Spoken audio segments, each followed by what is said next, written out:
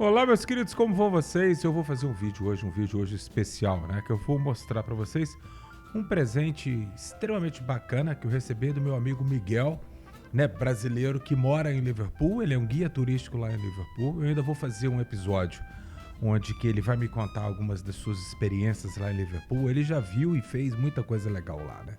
E ele entrou em contato comigo há um pouco mais de um ano, falando de quão legal era meu livro Liverpool dos Beatles, né? De como que a Liverpool dos Beatles ajudou muito ele para fazer o trabalho lá de mostrar Liverpool para as pessoas e tudo mais. Mas aí, ele durante esse último mês, ele esteve com o Colin Hanton. Para que você não lembra, Colin Hanton foi o baterista dos Quarrymen, né? E o Colin Hanton escreveu este livro aqui, o qual o Miguel conseguiu que o Colin Hanton escrevesse uma dedicatória para mim e tal, e ele me presenteou. O livro chegou aqui ontem e eu vou falar do livro porque tem uma história, tem duas histórias, tem várias, né? Mas uma história muitíssimo interessante que eu vou tirar do livro para contar para vocês. É a história das gravações de That'll Be the Day, In Spite of All the Danger, que foram gravadas por John Paul George, Colin Hanton na bateria e também o falecido Duffy ao piano, né? Eu vou contar essa história pra vocês porque tem muito mais coisa nesse livro do que eu esperava, né? Meu nome é João Moura, essa aqui é a Beatles School, vamos lá.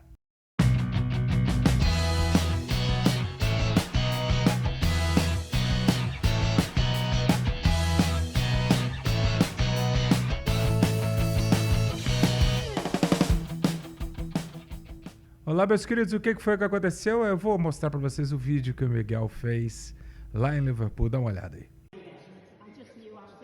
R-A. I don't know. R-A. Yeah.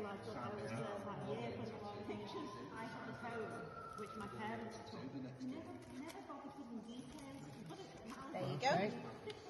Wow. Wonderful, wonderful. Bacana, né? O Colin Hanton, o grande Colin Hanton, escrevendo meu nome, né, cara? E tá aqui, o livro chegou. Muito obrigado, Miguel. Tá aqui com a Gilvan Moura aqui. Aliás, o livro, ele... Best Wishes, do Gilvan Moura.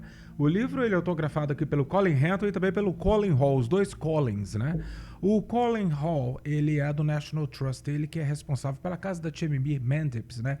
Então, quando vocês forem, quem já foi lá já deve ter encontrado com Colin Hall. Então, não confundir o Colin Hall com o Colin Hanton, que era dos Quarrymen, né?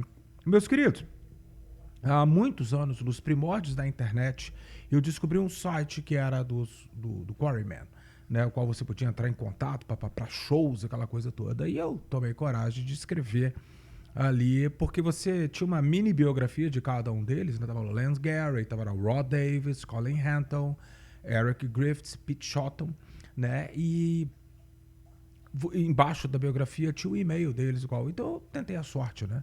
Então eu escrevi um e-mail e tal, mais ou menos a mesma coisa, né? Só aqui do Brasil. Naquela época eles achavam que o Brasil fosse depois de Saturno, né, cara? Então alguns deles me responderam. O Colin Hanton não me respondeu, mas agora eu tenho um autógrafo dele aqui, né? Quem me respondeu foi o Eric Griffiths, o falecido Eric Griffiths. Ele morre ali em 2004, 2000 alguma coisa. Ele com câncer no fígado, tadinho, né? E ele foi extremamente bacana comigo. Aqui eu tenho um pouco mais da vida dele, mas ele já havia me contado que ele entrou para a Maria Mercante, ele chegou a vir ao Brasil, né, ali no final dos anos 50 para início dos anos 60, né? Então ele me contou de como foi lindo ver a Baía de Guanabara, ele viu a própria Bahia, né? E ele desceu um pouco mais, eu acho que ele foi até a Argentina e Uruguai, né? Mas ele foi extremamente simpático comigo. O outro que foi muito legal comigo também foi o Pete Shotton, que era um grande amigo do John Lennon desde a infância, né? E ele, até o final da vida do John, né? Porque o John investiu algum dinheiro em supermercados ali ao norte da Inglaterra, né? Então ele deixou, isso nos anos 60, né? E 70, ele deixou o Pete Shotton tomando conta disso aí pra ele. Mas o Pete Shotton, às vezes, era visto ali no entourage dos Beatles ali e tal, né?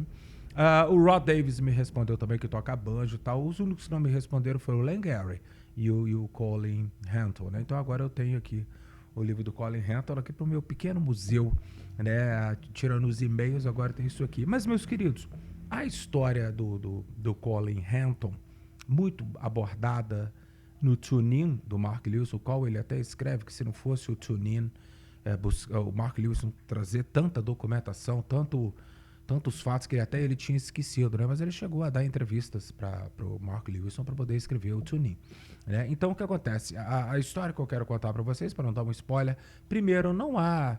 Eu estou mostrando este livro aqui, é um livro que está em inglês, ele foi comprado em Liverpool, está aqui o Colin aqui na bateria dele. Não é porque eu estou falando do livro, necessariamente o livro vai ser lançado no Brasil. Eu falei há pouco tempo agora do livro do Jeff Emerick, A Minha Vida Gravando os Beatles e tal. As pessoas já estavam pensando, você está trabalhando no livro? Não, de jeito nenhum, era simplesmente um livro legal que eu tinha acabado de ler, né? Mas assim como outras pessoas que estavam ali em volta do grande mito dos Beatles e tal, da história deles e tal, nós temos livros do Jeff Emerick, do George Martin, do Alistair Taylor, do Tony Bramwell, da Cynthia Lennon, da Patty Boyd, da irmã do John, a Julia Barton, do chofer. Todo mundo teve a oportunidade. E esses livros, eles tendem a ser repetitivos em relação a... Se você já conhece muito bem a história dos Beatles, as pessoas recontam a história dos Beatles e vão pontuando, né? Agora, por exemplo, o livro do Mal Evans, né? Mas o Mal Evans, ele participou de muita coisa na história dos Beatles, não apenas dentro do estúdio, como foi o Jeff Emerick, né? Então, o que acontece? Eu escolhi uma história legal que eu achei extremamente interessante pelo fato do Paul.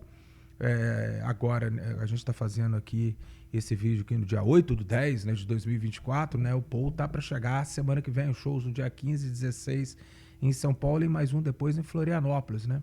Então, o que acontece? O Paul anda, né, no seu setlist tocando a música In Spite of All the Danger, que para nós bitomaníacos a gente descobriu essa música lá em 1995, quando foi lançado o Anthology 1, né?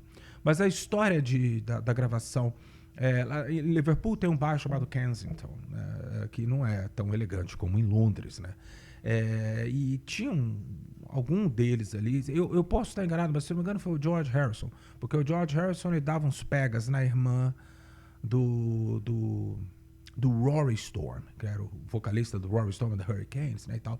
E ele ouvira alguém ali da banda ali que tinha um cara lá em Kensington, em Liverpool, que ele gravava acetatos, né?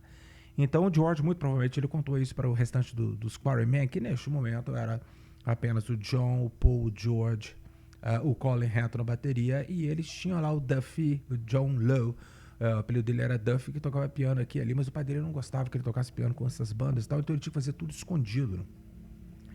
Então o que acontece? Todos os outros membros do Quarrymen, Pete Shotton, né, o Ivan Vaughan, que apresentou o John Paul, também é muito bem abordado nesse livro aqui, de uma forma que eu nem no Tune In tem tanta informação, né? Mas depois eu conto para vocês mais para frente. Todos esses caras lá em Gary Rod Davis, todo mundo já tinha saído da banda, Eric Griffiths, né, e tal.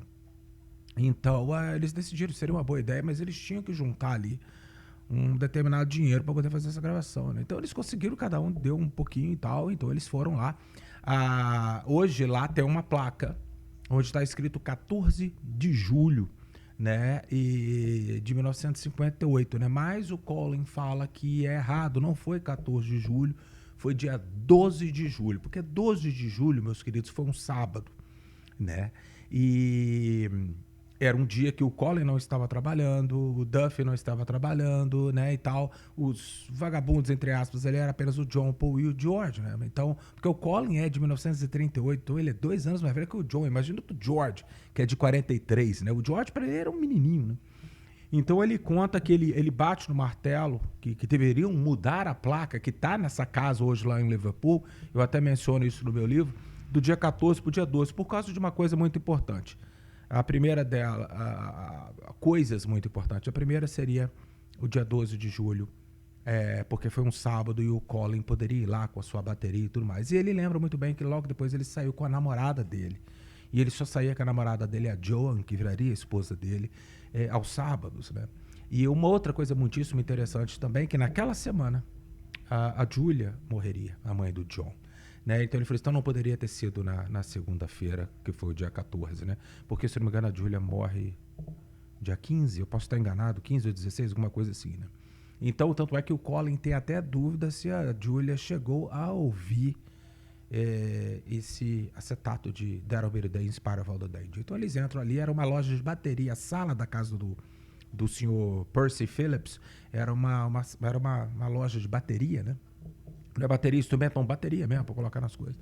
E aí, ao fundo, na sala de jantar, tava ali as cortinas fechadas com pretas, né, e tal, mas ele falou, dava para ouvir lá fora, né? Então não era um estúdio mesmo, né? As pessoas era meio muito parecido o conceito, né, do Sam Phillips lá em Memphis, quando o Elvis gravou em 1954, né? Era aquela coisa, você podia gravar uma mensagem de Natal, de amor, alguma coisa, eu cantava uma musiquinha. Então era aquilo ali, né? Eles falaram que eles estavam esperando uma moça cantar, ela estava cantando uma opereta, alguma coisa assim e tal. Quando ela terminou, aí o Percy Phillips falou com eles, falou assim, ó, é o seguinte, vocês têm que ensaia isso aí, porque eu sei mais ou menos a quantidade de minuto que cabe em cada lado. Vocês vão tocar 2 músicas, né? Eles vão. Então tá, então vocês ensaiam direitinho para poder não ficar feio, né, e tal. E aí o Percy Phillips perguntou para os meninos se eles queriam levar um acetato em vinil ou um reel-to-reel, um tape, né? Como tá na foto aí, né? Que essa é a máquina original. Só que isso ia custar 1 libra, né? Então eles mexeram nos bolsos e ninguém tinha mais dinheiro para dar. Eu falei com ele, pô, não vai dar, vai ter que ser isso aí mesmo, né? Então assim foi. Eles acabaram gravando o acetato, não um reel-to-reel tape. Então ele logo viu que a bateria do Colin Hanton estava muito alta, né? E aí ele falou, o menino, encosta um pouco mais pra parede. O Colin foi. Ele falou que quase saiu do cômodo. Ele falou, por isso que minha bateria não dá nem pra ouvir direito minha bateria nas 2 músicas. Que ele foi me empurrando, pra quase que eu fui tocar no meio da rua, né? E ali ele colocou, o Duff tava ao piano, que já estava lá, né? Então o Duff tava na parede, assim, no piano de parede. E o John, Paul e o George estavam em volta do microfone que caía do teto, assim, né? E ele posicionou os meninos ali, porque tinha que colocar o John, que fazia o vocal nas 2 músicas, né? Como diz o John Lennon, pelo simples fato que ele era o líder, né? Ele falou assim, pô, é um absurdo. O John Lennon já falou isso na década de 70, né? Que a primeira gravação dos Quarrymen, que ele falou que tá perdida por aí. Ele falou assim, eu era tão canalha que eu não deixei o Paul cantar a música que ele mesmo havia feito, né? Que era Spiral of All the Danger, né? E, enfim, eles tocaram That'll Be the Day, que foi rápido, eles tocaram rapidinho, papapá, ótimo, aí ele virou, ele limpou e tal, fez todo o processo, ele vira o disco, ele falou assim, agora vai tocar outra. Ele achava, a música estava longa demais, então ele falou assim, vocês precisam cortar essa música no meio. E os meninos do Quarrymen se negaram, não, a música tem que ser inteira, porque ela foi trabalhada, nós que fizemos e tal. E aí, enfim, eles tiveram que cortar, né? Muito tempo depois, o Colin fala que ele tem lembrança da gravação original de In Spite of All the Danger, que quando o Paul botou as mãos naquele acetato e foi colocar no Anthology, ele diminuiu, ele tirou pelo menos 1 minuto da música. Então, In Spite of All the Danger, pode ser que futuramente ela seja lançada em sua forma completa, né? Eu não sabia disso, eu fiquei sabendo isso com um livro dele, né? Mas, enfim, agora a parte mais curiosa, né? A gente sabe que o Paul conta que o disco ficou indo de mãos em mãos, né, e tal. Então, naquele final de semana, ele fala que naquele sábado eles foram embora, ele falou assim, ele foi encontrar com a namorada, né, e ele falou, e os outros se perderam no meio da noite. O Duff teve que voltar correndo para casa, senão o pai dele ia matar ele, e ele falou que não tem a menor lembrança do que eles fizeram. O que ficou acordado ali que o John ficaria com o acetato primeiro, e depois, como ele falou, a hierarquia seria essa, né, John, Paul, George, eu e depois o Duffy, né? Por que o Colin antes do Duff? Porque o Colin era o Quarryman original junto com o John, né? Os outros entraram depois.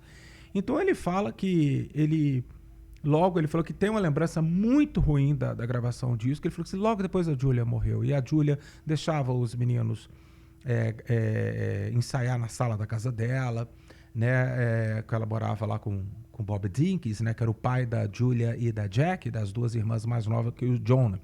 Então ele conta que a Julia ensinou alguns acordes pro John de banjo e tal, e ela ficava...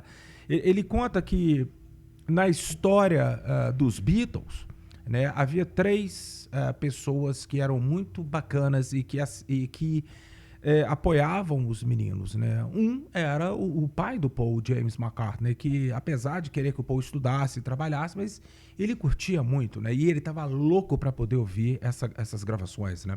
A outra era a mãe do George, né? Logicamente, né?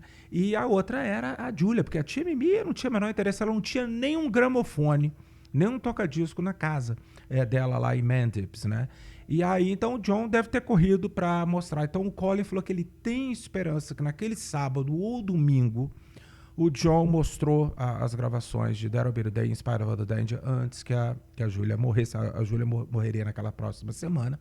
Tanto é que tinha um antigo membro dos Quarrymen, que era o Nigel Wally. Ele foi até Mendips para conversar com o John. A tia Mimi falou que o John não estava lá. E aí ele segue, ele falou assim, então tá, obrigado. Então ele segue a rua, porque a maioria dos meninos do Quarrymen, menos o Lance Gary e o Paul e o George, a maioria dos meninos ali, todos, o Pete Shotton, o Ivan Vaughn, o Rod Davis, o próprio Colin Henton, o Eric Griffiths, todos eles moravam ali em Woolton, né, onde é a região ali da tia Mimi, né, em Mendips. Então ele vai embora e ele acompanha a Julia até o ponto de ônibus, porque a Julia estava na casa da tia Mimi esperando pelo John. Só que onde que estava o John? O John estava na casa da Julia esperando ela, né? Talvez com acetato, a gente não sabe, ele não sabe dizer, né? E não tem nenhuma na literatura Beatle algo que possa confirmar isso, né? Mas ele se apega ao fato de que ele acha que no final de semana a Julia ouviu, né? Então ele vai, o Nigel Wally vai com a Julia atravessa a rua para ir pro ponto de ônibus, aí vem um carro e atropela ela morre, né? E o John fica sabendo que ela morreu, ele estava na casa da Julia com o seu segundo marido esperando por ela, né? Então ele falou que foi muito traumático aquilo, que o John desapareceu por um bom tempo naquilo ali, né? Então essa é a parte triste da história. A parte interessante, muito curiosa para nós Beatlemaníacos, né, historiadores, né, é que foi passando, né? Então o Paul ficou o George, o Colin entregou para o Duff, e todo mundo, e o Percy Phillips falou, quanto mais vocês tocarem acetato, mais ele vai ficar gasto em piorar a qualidade, né, e tal. Então ele falou que quando ele pegou, parece que os outros 3 já tinham escutado aquilo, mostrado para toda a vizinhança e tudo mais. Porque o próprio Colin fez isso, ele chamou todos os vizinhos para poder ouvir os Quarrymen naquele pedaço de plástico, né, e tal.